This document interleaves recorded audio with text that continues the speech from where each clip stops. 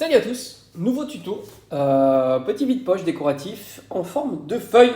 Comme tu peux voir, j'ai déjà étalé la pâte avec le rouleau de cuisine.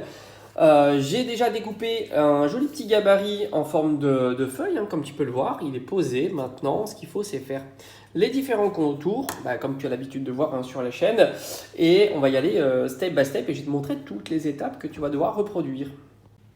Alors, étape numéro 2 terminée. J'ai bien découpé avec le scalpel, comme d'habitude, les contours de la feuille. J'ai enlevé les différents éléments. Donc, c'est intéressant de mettre des petits trous comme ça donne plus de vie à la feuille. Donc, maintenant, ce que je vais faire, c'est que je vais lisser les différents éléments, comme on a l'habitude de faire, comme je te l'ai déjà montré. Un petit peu d'eau ici, le bac à eau, ici avec cet outil qui est très très pratique. Et puis, tu peux le faire aussi à la main, comme ceci. Ou avec un pinceau, une petite éponge, ça aussi, ça marche très bien pour la surface aussi, ça tu peux le faire aussi là. Et après, une fois que c'est fait, je vais le mettre en forme. Je vais tout simplement le déposer sur un élément en volume. Et puis après, ça sera la phase de séchage.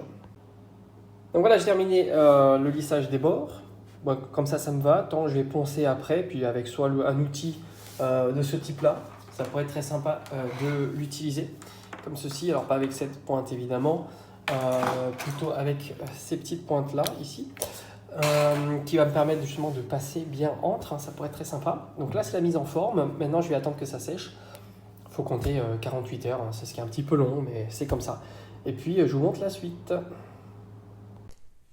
Et voilà, le petit vide-poche en forme de feuille est parfaitement terminé. Donc ce que j'ai fait, c'est que j'ai rajouté ici avec un petit ustensile fin. Bon, je te ferai peut-être un petit tuto pour faire les nervures de la feuille.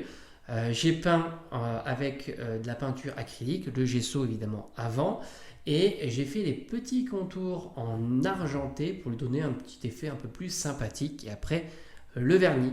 Donc voilà, là cette fois-ci, j'ai peint de tous les côtés, hein, parce que sinon ça serait pas joli, et ça te permet d'avoir un petit récipient, hein, qui te permet de déposer, pourquoi pas, un petit trousseau de clés à l'entrée de la maison. Voilà, c'est très facile à faire, ça sèche assez vite parce que comme tu peux voir, la pâte est plutôt fine et ça nécessite très peu de pâte à modeler, donc ça c'est plutôt chouette. Tu peux en faire 2-3 pour décorer ta maison, enfin 2-3, même beaucoup plus avec le pain de 500 grammes pour décorer l'appartement. Et franchement, la petite feuille comme ça, je la trouve ça très sympa. Après, je me dis, on pourrait l'utiliser comme base, comme ça, pour fabriquer quelque chose de plus grand.